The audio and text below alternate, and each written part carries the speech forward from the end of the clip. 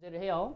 자, 그럼 우리가 처음 설명해 드릴 내용은 병서 표기와 관련된 친구입니다. 자, 조금 공간을 두고 쓰셔야 될 거예요. 자, 우리 병서 표기는 크게 두 개가 있어. 자, 먼저 각자 병서라고 하는 친구가 있고요. 자, 두 번째는 합용병서라고 하는 친구가 있어.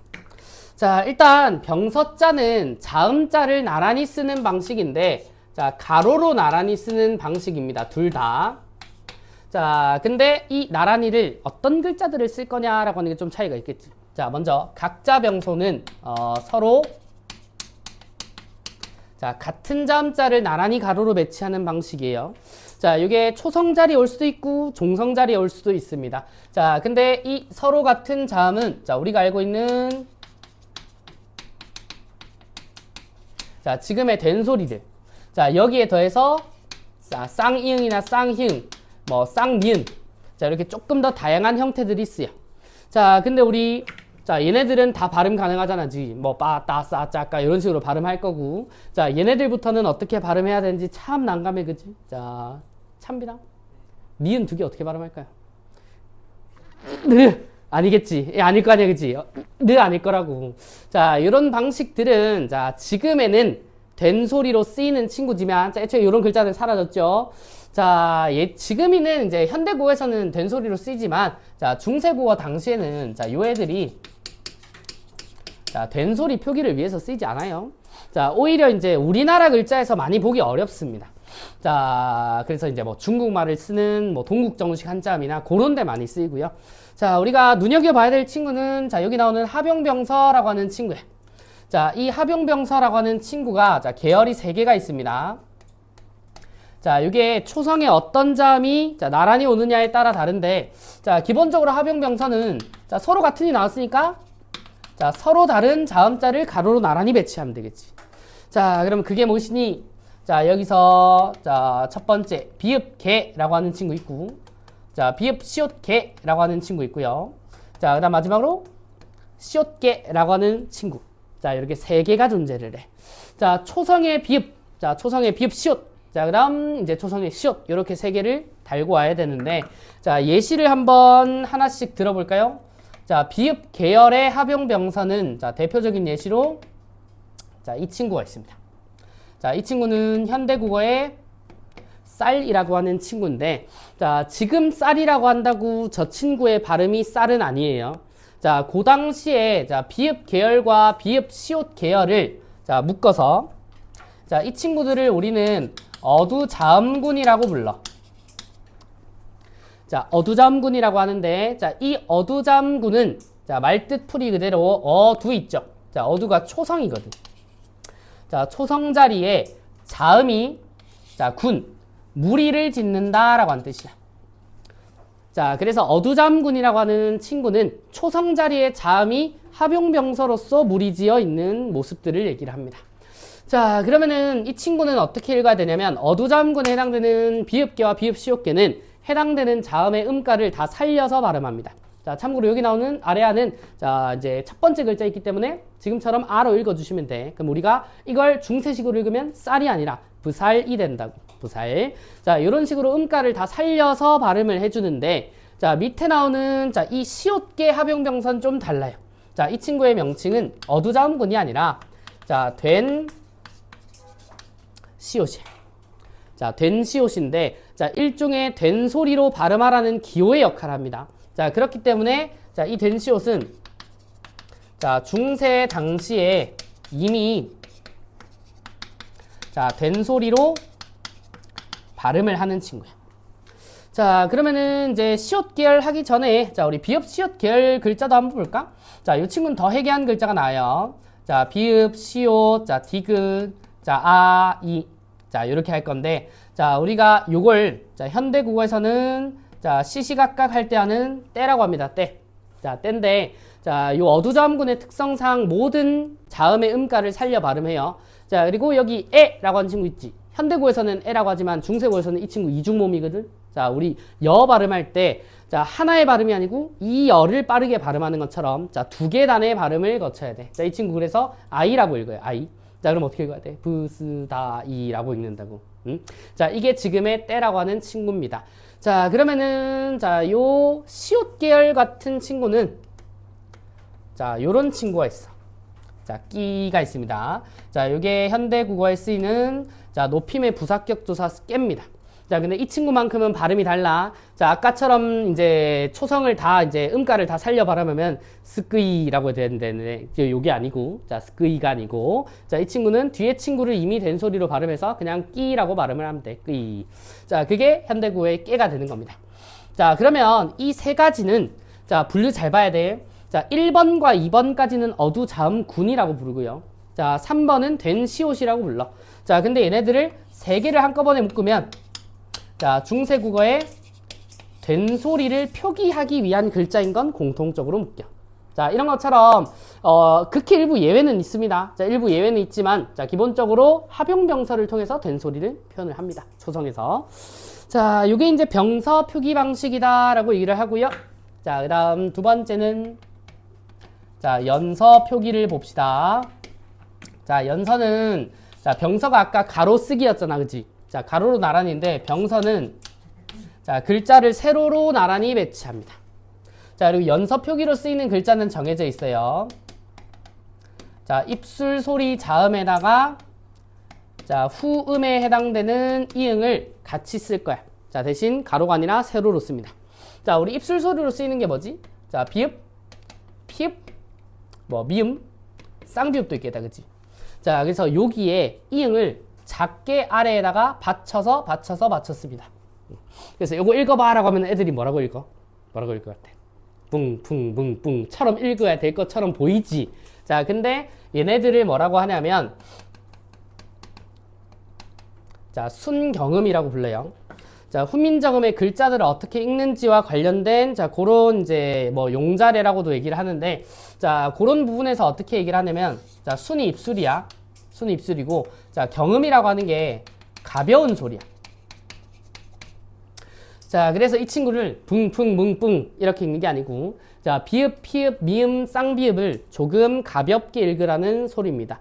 자, 근데 지금은 비읍을 어떻게 가볍게 읽어요? 라고 하는 게 애매하니까 사라진 건데, 굳이 비유를 하자면 바나나의 B 그리고 바이올린의 V 정도의 발음 차이였다고 보여. 자, 우리가 B 발음할 때보다 V 발음할 때 조금 더 부드럽고 살살 발음하는 걸 느낄 수 있을 거예요. 그 정도의 차이라고 보시면 되고, 자, 우리나라 말을 쓰기 위한 글자에서는 잘 쓰이진 않습니다. 이것도 다 예외가 있어. 자, 다 세종어제 훈민정음 안에 예외가 있기는 하는데, 자, 어쨌든 이 연서 표기가, 자, 순경음 비읍으로 나타나더라 라고 하는 거 정도. 자, 이게 자음자를 추가적으로 표기하는 방법이더라 라고 얘기를 해요. 자, 한 장 더 넘어갑니다. 자, 문헌 분석이 위주가 되기 때문에, 자, 여기 나오는 세종어제 훈민정음의 내용은 빠르게 볼 거예요. 자, 보세요. 자, 세종어제 훈민정음이라고 하는데, 자, 요 부분에 대한 설명은 조금 드릴게요. 자, 세종어제 훈민정음. 자, 세종만 가지고 보자. 자, 여러분들은 써진 걸 보세요. 전 써야 되지만은. 다음 종이.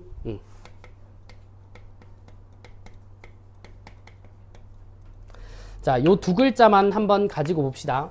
자, 이거 중세 처음 배운 애들은 대부분, 아니 거의 100% 읽어보라고 하면 생종, 엉쟁, 훈민정음, 뭐 이렇게 읽어. 자, 그렇게 읽겠냐? 아니겠지? 자, 훈민정음 누가 만들었어? 세종대왕이 만들었잖아. 그러면 이건 생종이 아니라 뭐겠어? 세종이라는 글자일 거야. 근데 왜 이렇게 적었냐가 중요하겠지.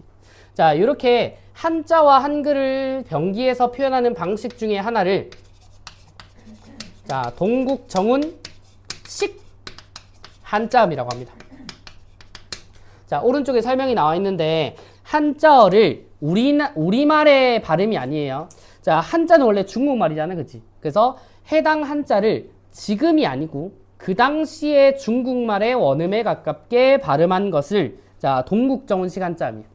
자, 그래서 중국어 버전의 파닉스라고 생각하면 좋을 것 같아요. 자, 그래서 동국정운이라고 하는 책은, 자, 중국말을 어떻게 발음하냐라고 하는, 자, 그런 거예요. 그래서, 자, 우리가 지금 쓰는 거랑 조금 다른 표기가 등장하는 이유는, 자, 그런 것에 있습니다. 그래서 우리가 읽을 때는 세종이라고 읽지만, 자, 그 당시 사람들은, 자, 요 세종이라고 하는 글자의 중국식 원음에 가까운 발음으로 발음을 했겠죠. 자, 그리고 여기서 알 수 있는 두 가지. 자, 동국정운식 한자음이다라고 하는 걸 알려면 단순하게 가르치시는 분들은 한자 옆에 한글 있으면 그거 다 동국정운식이야라고 하시는 분도 있지만 자, 그렇지 않은 게 정석이에요. 자, 우리가 일반적으로 자, 잘 봐. 자, 이 글자는 세종이야. 세종. 이렇게 쓰면 우리나라 사람 읽기 얼마나 편해, 그지? 근데 왜 굳이 이렇게 적냐면 자, 활자 글자의 특성상 한자가 차지하는 칸과 자, 한글이 차지하는 칸을 동일하게 맞춰두지 않으면 자, 원래 그 중세국어는 지금 가로로 쓰지만 다 세로로 썼지, 그지? 자, 세로로 쓰고 줄 바꾸기 했는데 자, 여기서 자, 세 쓰고 자, 세가 요 정도 자리밖에 차지를 안 해. 요 칸이 비어. 자, 그러면은 활자가 하나씩 밀려가지고 줄수가 이쁘게 안 맞아 떨어질 거야. 자, 그러면은 그걸 방지하기 위해서 우리는 요런 이응을 붙여준다고. 자, 차이가 있습니다. 자, 요 이응과 자, 요 이응은 자, 우리가 지난주에 썼던 자모 체계에서 한번 했을 거예요. 자, 이 목구멍 소리의 이응은 음가가 없습니다. 실제로 발음을 하지 않는 곳에 써요. 자, 이 꼭다리가 있는 예디응은 발음을 하는, 즉 음가가 있는 곳에 사용을 합니다. 자, 그래서 발음할 때 꼭다리가 있으면 이응을 발음을 해요. 자, 그래서 그런 것도 있어. 자, 이건 안 써도 돼요. 자, 요 친구가 있습니다. 자, 중세국어는 기본적으로 자, 이어적기라고 하는 소리 나는 대로 자, 받침을 뒤로 넘기는 방식의 발음을 쓰기 때문에 자, 이 친구를 발음할 때 자, 어떻게 해야 되냐? 자, 이거 읽어보세요 라고 하면 애들이 뭐라고 하는 줄 알아? 바오리오 라고 하거든. 근데 이 친구는 원래 요 앞에 있었던 친구야. 그리고 음가가 있는 예딩을 쓴다고. 자, 그럼 뭐라고 읽어야 돼? 방오리오 라고 해야 된다고. 방올. 자, 이게 지금의 비눗방울 할 때 방울인 거야. 오케이? 자, 요런 글자들도 있어요. 자, 어쨌든 자, 여기서 나오는 이 이응 있죠? 자리 채움용 이응. 자, 이걸 자, 적어주세요. 형식 종성이라고 불러. 동국정운식 한자음에서는 요런 형식 종성을 씁니다. 자, 그리고 단순한 이제 모음인 어이. 자, 세 할 때 요 친구 예라고 적죠. 자, 종 할 때도 요를 적지, 불필요하게. 자, 이런 것들도 다 동국정운식을 위한 글자들인 거야. 만약에 이게 한글이었던 순우리말이었다면 지금처럼 그냥 세종이라고 썼을 거예요. 오케이? 자, 요게 동국정운식 한자음이라고 하는 친구입니다. 자, 그래서 그 뒤에도 보면 자, 엉쟁이라고 하는 말에도 자, 이응이 불필요하게 붙어 있지. 다 형식 종성들이야. 자, 그리고 자, 훈민정음이라고 할 때 이제 보시면 자, 여기도 보면 자, 우리 음이라고 읽으면 그냥 이응 쓰면 되잖아요. 그죠? 자, 이응을 쓰면 되는데 자, 여기 굳이 여린 히읗을 썼지. 맞아? 자, 이 여린 히읗도 우리말을 위한 글자가 아니라 주로 동국정운식 한자음을 위해 쓰이던 글자라는 걸 알 수 있다고. 자, 요게 우리가 첫 줄에서 알려드릴 동국정운식 한자음의 개념입니다. 자, 그러면은 자, 요 내용 볼까? 자, 제가 쭉 읽어드리고 현대어풀이 봅시다. 자, 나란 말씀이 둥기게 달아 문자와로 서르 사마띠 아니할세. 이런 전차로 어린 백성이 니르고저 홀빼이셔도 마침내 제 뜻을 실어 펴디 못할 놈이 하니라. 내 일할 위하여 어엿비 어겨 새로 28자를 맹가노니 사람마다 헤이여 수비 니겨 날로 숨에 편안케 하고저 할 따람이니라 라고 합니다. 자, 중간중간 실제로 적혀있는 자음들을 제가 이제 원래 우리 현대국어 기준으로 읽지 않은 부분도 몇몇 보일 겁니다. 자, 근데 이건 일반적인 해석이고 이제 중세국어는 성조라는 게 존재하기 때문에 자, 성조식으로 읽으려면 조금 다르게 읽어야 돼. 자, 딱 두 줄만 읽어 드릴게요. 자, 이거는 너네들이 이렇게 자연스럽게 읽을 필요는 없어. 나도 자연스럽지 않아. 자, 나랏 말싸미 둥기게 달아 문자와로 서르 사마띠 아니 할세 이렇게 읽어야 되거든. 되게 불편하지, 그치? 자, 되게 웃기고 불편한데 이거를 되게 잘 발음하시는 분 들어보면 되게 중국말 하는 것처럼 보여. 자, 그 이유가 중국말에는 아직 성조가 존재하기 때문이거든. 자, 우리나라에서는 이렇게 글자 왼편에 점을 찍는다 안 찍는다로 성조를 구분해서 뜻풀이에 씁니다. 자, 보통 의문의 기능을 한다라고 해서 특정 성조가 있는 똑같은 글자랑 없는 글자랑 뜻이 달라지는 경우가 있어. 예를 들어 이제 다리라고 하는 글자가 그냥 평성으로만 쓰이면 신체 일부분이 되는 거고, 다리를 상성으로 다리 이런 식으로 하면은 이제 그 저기 건너는 다리 이런 식으로 의미 변별의 기능이 조금 있기는 합니다. 자, 그러면 자, 현대어풀이 볼래? 자, 여기서 제가 알려드릴 거는 창제 정신입니다. 자, 우리나라의 말이 중국과 달라 한자와는 서로 통하지 아니하여서 밑줄. 이게 무슨 말이에요? 우리나라 말은 우리나라 말이야. 중국말을 쓰지 않았겠지. 자, 근데 우리말을 내뱉는데 우리말을 쓰기 위해서 중국 글자밖에 못 썼어. 한글이 없을 때는. 자, 그러면은 당연히 우리나라 말은 이제 우리나라 말이고 중국말은 중국말의 체계에 맞춰서 만들어진 글자니까 안 통하겠지, 제대로. 자, 일부만 통하겠죠. 자, 그러면 뭐가 필요해? 우리나라만의 독자적인 문자가 필요해. 그래서 첫 번째 밑줄 친 부분은 자, 훈민정음의 이제 자주정신. 자, 우리 자주라고 하는 말이 뭐야? 보통 역사 시간에 자주 독립 이렇게 많이 배우잖아, 그치?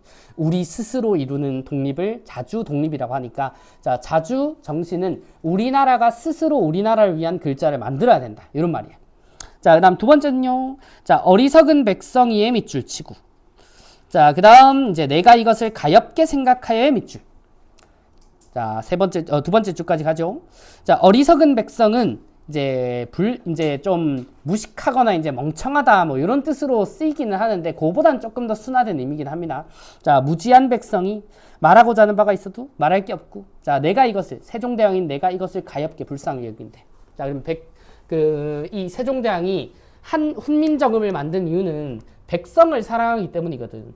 그래서 이걸 애민정신이라고 하고요. 자, 그다음 세 번째는 바로 그 뒤에 새로 28자를 만드니 밑줄. 자, 새로 글자를 만드니까 창조 정신. 자, 네 번째는요. 자, 모든 사람들로 하여금 쉽게 익혀서 날마다 쓰는데 편하게 밑줄. 쉽게 익혀서 날마다 쓰는데 편하게. 자, 글자를 만들었는데 이 글자를 못 써먹으면 안 되잖아, 그치? 실생활에 잘 쓸 수 있도록 자, 실용 정신에 따라 만들어집니다 라고 하는 게 자, 요 내용입니다. 자, 요거는 이제 내용적인 측면이고요. 자, 원래 세종어제 훈민정음이라고 하는 게 여러 가지 편이 있어요. 자, 그 중에 이제 그 서문이라고 해서 창제 정신을 밝히는 거고, 이제 다른 구절에서는 기억이라고 하는 글자는 어떻게 발음해야 되고, 니은은 어떻게 만들어졌고, 이런 것까지 다 알려주는 부분이 또 따로 있어요. 자, 요게 내용이고, 자, 그 다음 우리 핵심은 자, 필기만이 살 길인 여기입니다. 제가 이제 작년까지 만들던 교재에서는 여기 이제 한 줄 한 줄이 좀 다닥다닥 붙어 있었거든. 근데 그렇게 하니까 애들이 필기에 허덕이더라고. 그래서 이제 붕붕 좀 띄어놨습니다. 자, 근데 이것도 부족할지도 몰라. 자, 어쨌든 자, 제가 나누는 단위는 제가 붕붕 띄어서 잘 나눠놨죠. 원래라면 이거 다 붙어 있기 때문에 나라 뒤에 끊어, 말싸미 뒤에 끊어, 이렇게 해야 된다고. 자, 그러면 우리가 요거 할 때 먼저 뭐 해야 되냐면, 자, 밑에다가 현대어 풀이를 자, 직역해서 달아줄 겁니다. 제가 불러드릴 거예요. 자, 받아 적으세요. 자, 나랏은 나라의. 자, 문법적인 요소를 비교하려면 자, 직역을 하는 게 맞아요. 자, 나라의. 자, 그 다음 말이. 자, 중국의. 자는 중국입니다. 중국화. 중국화. 자, 달라. 이렇게 갑니다. 자, 다시 나라의 말이 중국과 달라. 자, 이렇게 해석을 해야 되는데, 자, 그 아랫줄에는 우리 뭘 적을 거냐면, 자, 오늘의 핵심. 자, 얘네들의 형태소 분석형을 제가 싹 다 알려드리고, 자, 여기에 문법적인 요소는 요거야 라고 알려줄 거예요. 자, 적습니다. 나랏은 자, 나라에 못 보던 히읗을 달아주시고, 자, 플러스 시옷이라고 하는 조사를 달아줄 거예요. 자, 쭉 하고 하자. 자, 말싸미는 자, 말쌈에다가 이. 자, 다음 중기계는 자, 한자는 안 써도 돼요. 자, 중귀에. 자, 달아 잘 적으세요. 다 아래합니다. 자, 다르아. 자, 요렇게 적습니다. 자, 이렇게 적고 난 다음에는 자, 우리가 배워야 되는 문법적인 요소를 자, 하나하나 좀 정리를 해 드릴 겁니다. 자, 여기서 우리가 다뤄야 되는 말이 되게 많아. 첫 번째 줄이 제일 많아요. 자, 얘네들을 다 설명을 드릴 겁니다. 자, 그러면 일단 직역된 내용도 봐야지. 자, 나라 플러스 시옷은 자, 나라의로 해석이 되거든.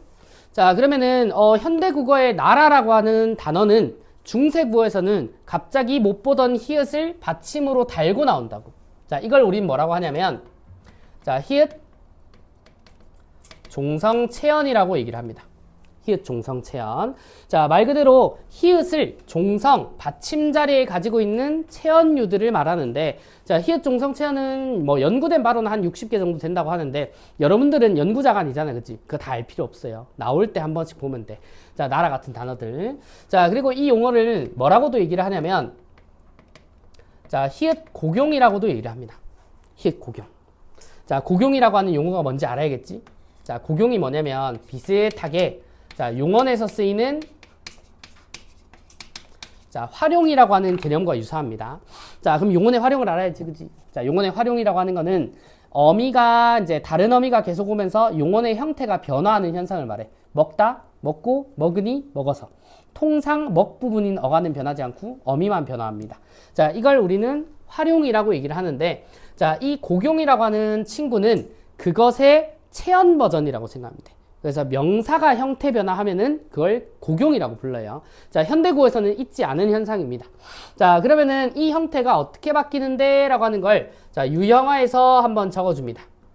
자, 히읗 종성 체언만 가지고도 문제 만들 수 있거든. 자, 처음, 자, 히읗이 자, 연철되는 경우다. 자, 미리 말씀드리긴 하는데, 자, 중세구어는 이제 소리 나는 대로 쓰는 게 원칙이기 때문에 그걸 다른 말로 이어적기 내지 연철이라고 하거든. 자, 히읗을 연철한다는 소리는 히읗을 바로 볼 수 있다는 소리거든. 자, 그 예시를 나라로 들어드릴게요. 자, 나라에다가 자, 지금도 쓰이는 주격조사인 이라고 하는 형태를 붙일 겁니다. 자, 우리 의문단원에서도 했다시피 초성의 이응은 없는 의문인 거 아시죠? 자, 그러면 요 빈자리에 누가 가니? 히읗이 올라 붙을 겁니다. 그럼 최종적인 형태는 어떻게 쓰인다? 나라, 히라고 쓰여. 자, 그러면 요거 형태소 분석 잘못하는 친구들 어떻게 하겠냐? 나라라는 말이랑 플러스 히요 이런다고. 근데 히라고 하는 주격주사는 중세, 고대, 근대, 현대 통틀어서 없습니다. 자, 그러면은 이 친구는 이라는 형태소가 있고, 자, 그 앞에 히읗이 받침으로 있었겠구나라고 생각해야 돼. 자, 여기 첫 번째 형태고요. 자, 두 번째 형태는 자, 히읗이 생략되는 경우가 있어. 자, 요게 지금 보고 있는 나라시입니다. 자, 봐봐. 자, 나라 뒤에 시옷이 왔는데, 자, 이 시옷이 기능상 중요한가 봐. 그래서 얘를 살려주기 위해서, 자, 히읗 시옷을 받침으로 쓰긴 좀 그러니, 자, 이 친구를 히읗을 생략하고, 나랏이라고 쓴대요. 자, 그 다음 세 번째 형태는 뭐냐면, 자, 우리 자음 축약이라고 해요. 자, 또는, 자, 거센소리 대기라고도 얘기를 하는데, 자, 의문의 변동 때 배웠지? 자, 브드, 즈, 그가, 자, 히읗을 만나서 크트, 프츠인 거센소리로 줄어드는 현상. 자, 그 의문의 변동 현상도 중세구어는 반영된 형태를 그대로 형태에 반영을 할 거야.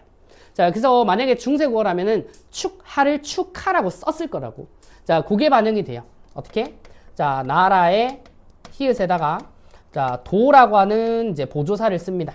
자, 그럼 결국, 히읗과 디귿이라고 하는 거센 소리 대기의 조건이 만들어지지. 자, 그러면 이 친구를 최종적으로 쓸 때는 나라도가 아니라 나라토라고 적을 거라고.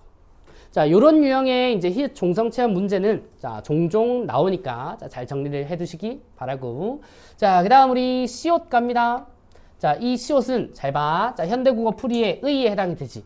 자, 이 의의 기능이 뭐냐? 나라의 뒤에 있는 말을 꾸며주는 역할을 합니다. 자, 뒤에 있는 말씀 내지 말이 체언이기 때문에 체언을 꾸며주는 품사인 관형어의 자격을 만들어주는 관형격 조사죠. 자, 요것 때문에 제가 지난 시간에 격조사 관련된 설명한 겁니다. 자, 격조사에 대한 설명은 생략할 거예요. 관형어의 자격을 만들어준다고. 자, 그 관형격 조사가 자, 중세구에는 자, 대표적으로 세 개 형태가 있어요. 자, 지금 보이는 시옷은 3번에. 자, 나머지는 에, 의. 자, 정식으로 읽을 땐 저는 아이, 의 뭐 이런 식으로 읽는데, 자, 아래아를 쓸 거냐, 의를 쓸 거냐, 자, 요런 친구와 관련이 됩니다. 자, 그러면 언제 얘네들을 선택해서 쓸까요? 현대국어는 의밖에 없으니까 되게 간편한데, 자, 조건이 많아. 자, 먼저 이제 여기 나오는 의랑 에 있죠. 자, 얘네 둘은 묶어서, 자, 앞말이야. 자, 앞이. 자, 유정체한. 자, 내지 유정명사라고 합니다. 자, 여기서 유정이라고 하는 말은 자, 감정을 가진 체언이라고 사람이나 동물이 되겠지. 맞아? 자, 사람이나 동물이 앞에 있으면 에나 의를 선택합니다. 자, 그러면 E랑 E는 어떻게 선택하는데요? 자, 이 아레아라고 하는 친구, E라고 하는 친구. 자, 얘네들이 메인이 되는데, 자, 아레아라고 하는 친구는 우리 통상 A라고 발음을 많이 합니다. 자, 내가 E로도 발음할 수 있는데 왜 굳이 A라고 많이 발음하냐면, 자, 이 아레아가 우리 국어의 양성모음 계열이야. 자, 지금은 없지만 제가 양성모음 설명드리면서 환호성 지를 때는 양성모음이라고 생각해 라고 하면서, 자, 아레아를 포함해 아, 오, 자, 이런 친구들 모음이 포함되어 있으면 양성모음 계열이라 그래요. 자, 근데 반대로, 자, 야유 보낼 때는 우, 어 같은 애들은 부정적인 느낌을 주는 음성모음 계열이거든. 자, 그래서 결국 앞에 있는 유정체언의 가장 마지막 글자가 양성모음 계열이면 이 친구를, 자, 음성모음 계열이면 이 친구를 따라갑니다. 자, 우리 여기 있는 친구들 이름으로 한번 해볼까요? 누가 있을까? 자, 먼저 수환이. 자, 수환이 사람이 아니야. 사람이지, 그치? 자, 수환이는 사람이니까 일단 에나 의를 쓸 겁니다. 자, 근데 어디를 봐야 되냐? 앞체언인 수환의 환을 보면 돼. 수는 상관없습니다. 맞닿아 있는 친구만 봐. 자, 이 친구의 모음은 와입니다. 자, 누가 봐도 오, 아, 둘 다 양성모음 계열로 보이지. 자, 그러면, 자, 양성모음 계열의 이제 관형격 조사인, 자, 요 친구를 쓰는데, 자, 기본적으로 중세국어는, 자, 이어적기를 쓰기 때문에 이거 한 번 더 넘길 거야. 그러면 어떻게 쓴다? 수화, 네, 요렇게 쓴다고, 수화네. 자, 그러면은 다른 친구도 해볼까? 누가 있을까? 자, 두 번째는 다현이. 다현이 사람이야. 이지? 자, 그지? 그러면은 에나 의를 쓸 건데, 자, 이번에 현을 봅니다. 자, 현의 이제 모음은 여거든? 자, 우리가 이중모음이 나오면 이중모음을 천천히 끊어봐. 자, 이중모음은 반모음 하나랑 단모음 하나로 이루어진 모음인 거 아시죠? 그죠? 자, 그 중에, 자, 여는, 자, 이랑 어를 빠르게 발음하면 되는 친구야. 자, 요 중에 이는 어차피 중성모음 계열이니까 신경 안 써도 돼. 자, 여기서 어라고 하는 모음이, 자, 부정적인 느낌을 주는 음성모음 계열이라고. 자, 그러면 다현이는 의를 쓰고, 자, 그걸 그대로 넘겨서 다현의라고 쓸 거라고. 자, 되게 귀여운 표기가 나오지. 자, 그래서 요 앞말이 유정체언이면서 모음조화에 따라서 요 두 가지가 선택이 되고, 자, 그다음 여기, 자, 요 시옷은 지금 쓰이고 있는 나라처럼요. 자, 유정체언이 아니면 돼 먼저. 자, 적어줄까요? 자, 앞말이, 자, 이번에 무정체언이면 돼. 자, 사람이나 동물이 아니면 다 되겠죠? 야, 뭐 돌도 될 수 있고 어떤 개념도 될 수 있고. 자, 근데 하나 더. 자, 앞말이, 자, 유정체언인데 높여 불러야 되는 대상일 때 시옷을 씁니다. 자, 그러면은 하나의 예시들을 다 봐야겠지? 자, 앞말이 무정체언인데 시옷을 쓰는 거는 나랏에 있으니까 생략을 하고, 자, 앞말이 유정체언임에도 불구하고 존칭을 쓰는 경우, 자, 예를 들어 대표적으로, 자, 부처라고 하는 말이 나와. 자, 이게 지금의 부처님입니다. 자, 웬만하면 부처를 낮추지 않잖아, 그치? 자, 그러면 부처는 유정체언이지만 존칭의 대상이기 때문에, 자, 요 뒤에 시옷을 쓸 거야. 근데 부처라고 하는 말에 앞말에 받침이 비어있네, 그지? 그러면 받침 자리에 써주면 돼요. 자, 그럼 어떻게 썼을까? 이 친구는, 자, 텄 이렇게 쓰면은 해석할 때 어떻게 해야 돼? 부처의 라고 해석을 하면 된다고. 자, 이게 중세국어의 관형격 조사의 기본 형태입니다. 기본 형태. 자, 그 다음 말씀 볼까요? 말씀. 자, 여기 현대어풀이 봐. 자, 현대어풀이를 제가 말이라고 하는 이유가 있어요. 말. 자, 우리가 말씀이라고 하는 말의 지금의 의미랑, 자, 중세국어에서 쓰이는 말씀의 의미가 조금 달라. 자, 여기서 우리는 뭘 설명할 거냐면, 자, 의미의 변화라고 하는 개념을 설명하겠습니다. 자, 국어는 시간이 지나면 변해. 자, 이걸 국어의 역사성이라고 해. 자, 거기서는 표기가 바뀌는 경우도 있고, 의미가 바뀌는 경우도 있고, 단어가 아예 사라지는 경우도 있어. 자, 그 중에 의미의 변화는, 자, 크게 세 가지 유형이 있습니다. 자, 의미의 이동이 있고요. 자, 의미의 확대가 있고, 자, 의미의 축소가 있어. 자, 의미의 이동이라고 하는 친구는 A라는 의미가 B라는 전혀 다른 의미로 바뀌어야 돼. 자, 그 예시는 지금 여기 나오는 말씀은 아닙니다. 조금 이따 나올 거예요. 자, 확대라고 하는 친구는 원래 조금 요만한 의미였는데, 자, 이 의미가 많이 커져. 의미 범위가 늘어나면 확대라 그래. 자, 그럼 축소는 뭐겠냐?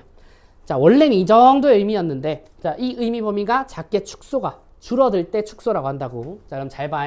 자, 말씀이라고 하는 요 형태가 중세국어에서 출발해야 돼. 중세국어에서는 말을 뜻해. 그러면 말 전체를 뜻한다고, 말 전체. 자, 근데 현대국어에서 말씀이라고 하면 어떤 뜻으로 써? 말을 높이거나 낮출 때만 써요. 자, 높임 표현에서만 쓴다고. 그러면 말 전부를 뜻하는 거랑 높임 낮춤으로 쓰는 거는 작아졌잖아, 그치?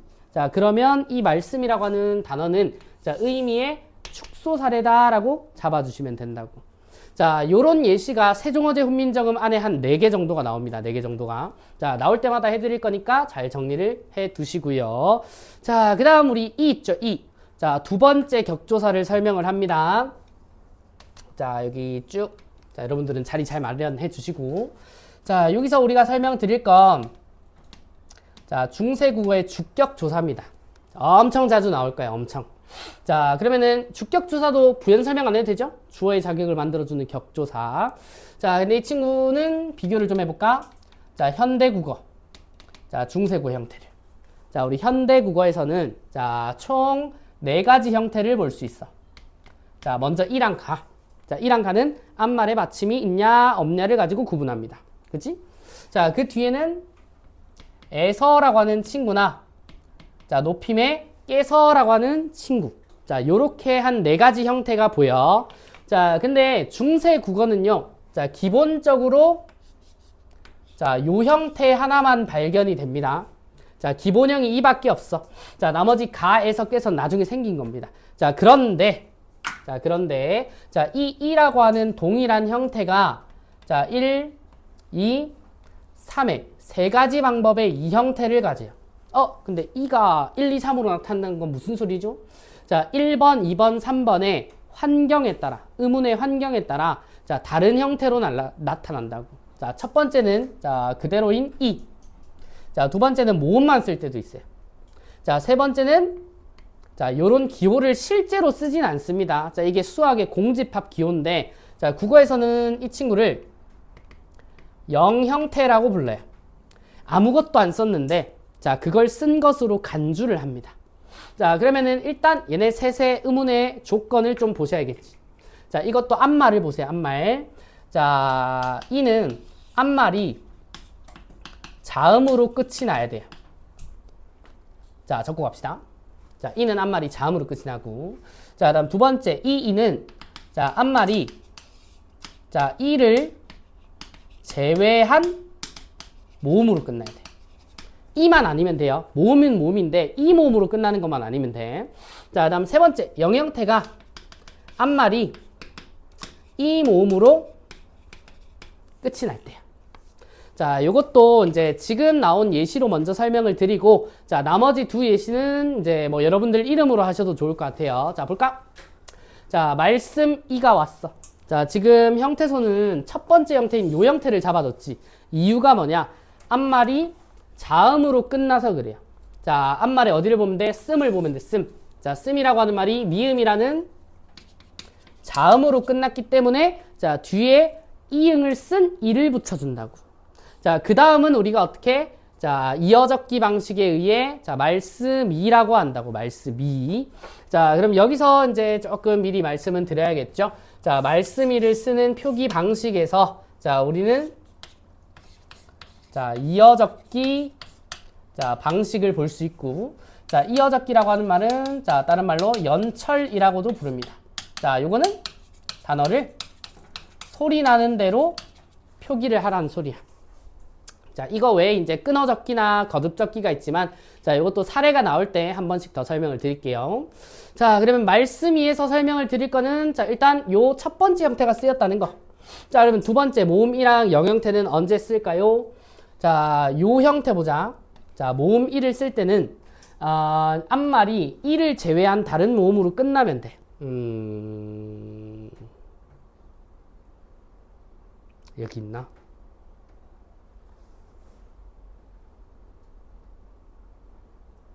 있다.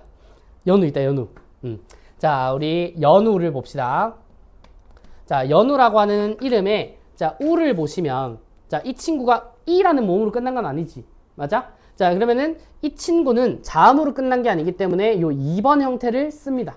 자, 그러면 형태소를 분석할 때는 연우에다가 이를 붙이면 돼요. 이렇게 쓰는데, 자, 이 이는 앞말이랑 바로 합칠 수도 있거든? 그래서 실제로는, 자, 연우가라고 해석하는 주어지만, 자, 중세식 표기로는 연위라고 적을 거야. 우랑 이를 합쳐가지고. 연위.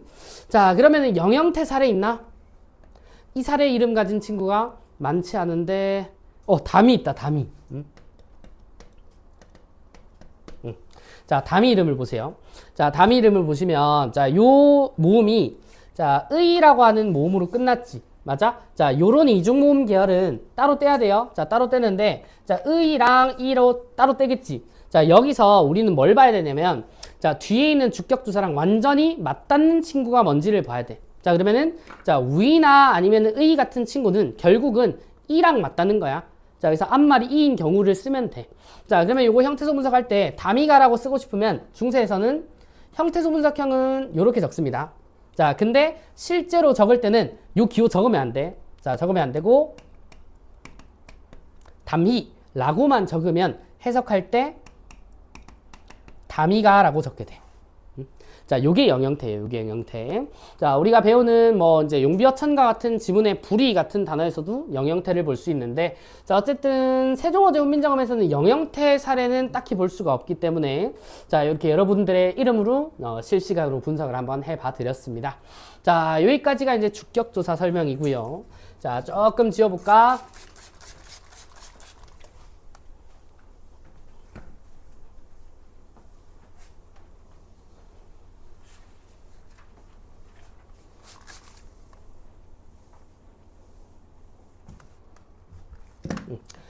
자, 둔귀계가 있습니다. 둔귀계.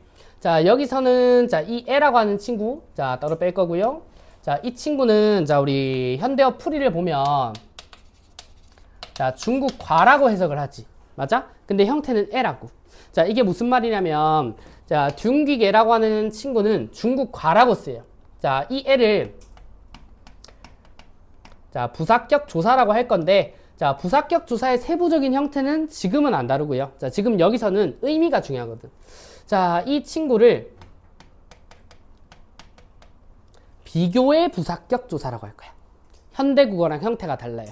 자, 중세 국어에서는 이 형태를, 자, 애라고 잡았지만, 자, 이 친구를 현대 국어에서는, 자, 와나 과라고 하는 형태를 쓰거든. 자, 그래서 비교의 의미를 나타내는 부사격 조사는 중세와 현대가 형태가 달랐다. 자, 요거 가지고 문제 한 번씩 내거든요.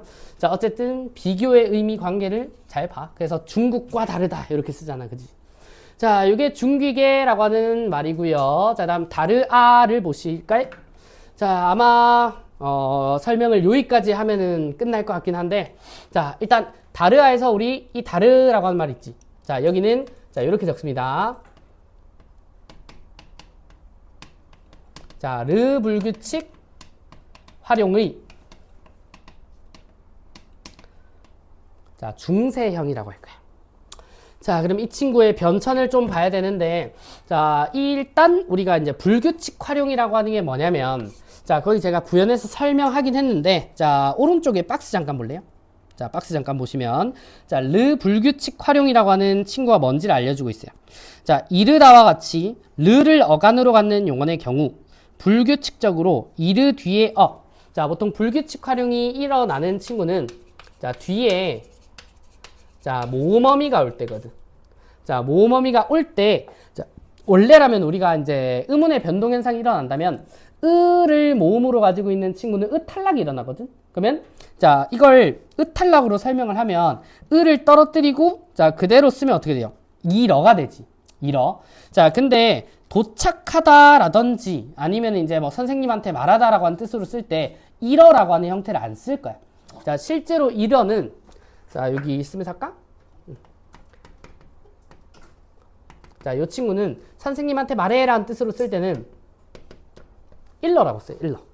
자, 뜬금없는 형태 변화가 일어나거든. 자, 말 그대로 불규칙 활용은 르라는 어간이 뜬금없이 형태 변화가 일어나요. 이런 뜻이야. 자, 그럼 이걸 억지로 한번 떼보면 어떻게 되냐면, 자, 이 리을, 리을. 요렇게 형태소 분석이 돼요.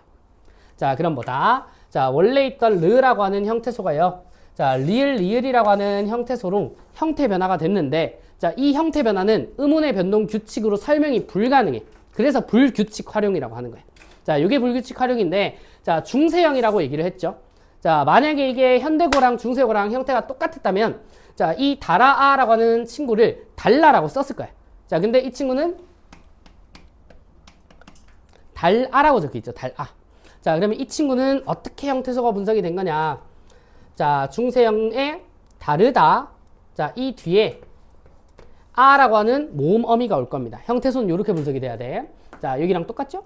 자, 이 친구가 실제로 지금 달아라고 적혀 있다는 건, 자, 이 친구의 형태소 분석형이 다, 리을, 잉, 아라는 소리거든. 자, 그러면 똑같이 자, 어간 부분에 있던 자, 르라고 하는 친구가 자, 뭘로 바뀐 거죠? 리을, 이응이라고 하는 형태로 설명할 수 없듯 바뀐다고. 자, 요걸 르 불규칙 활용의 중세형이라 그래. 자, 그래서 쉽게 말해, 자, 다르아라고 하는 친구는 원래 불규칙 활용형이 리을, 이응형이었어. 자, 근데 이게 시간이 지나면서 리을, 리을로 바뀌었겠지. 자, 그러면 만약에 이르어라고 하는 친구도 중세형으로 쓴다면 일러라고 안 적히고 일어라고 적혔을 거야. 자, 그런 차이가 있을 겁니다. 자, 그리고 여기서 이제 또 하나 알려드릴 내용이, 자, 아까 말씀이 같은 경우는 자, 앞말의 받침 뒤로 그냥 넘긴다 했지. 맞아? 자, 이걸 연찰 또는 이어적기라고 합니다.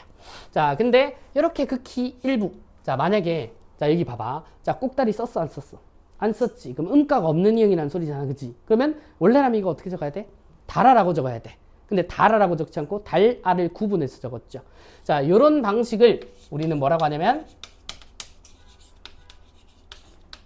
자, 끊어 적기. 자, 때로는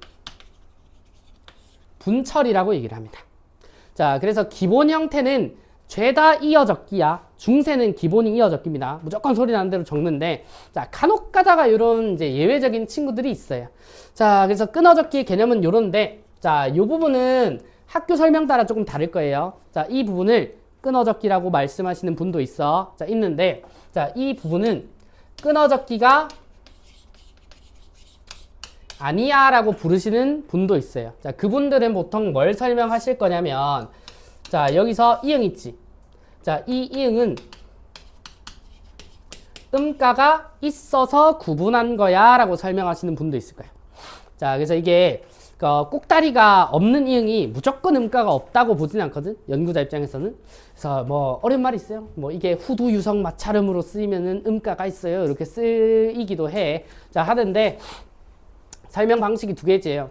어쨌든 달아라고 쓰지 않았으니까 끊어적기를 한 거야 라고 보는 입장이 하나. 자, 두 번째는 이거 끊어적기 아니야. 이응은 자, 예외적으로 음가가 있는 이응이야. 자, 그래서 구분해서 적은 거야 라고 하시는 분도 있을 겁니다. 자, 그거는 이제 학교 수업에서 조금 갈리겠죠? 아니면은 굳이 거기까지 설명을 하지 않으실 수도 있어. 보통 달아의 학습 포인트는 자, 르 불규칙 활용에 있다라고 아시면 되는 거거든. 자, 그래서 우리 이쪽에 첫 번째 줄이 자, 오늘 설명드릴 내용입니다. 자, 오늘 설명한 이 부분 있지? 이 부분이 지금 중세 문헌 분석의 거의 한 60% 설명한 거예요. 이 한 줄에서. 이 한 줄이 포함하고 있는 내용이 어마어마하거든. 자, 그래서 다음 줄부터는 조금 속도가 붙지 않을까 싶기는 해.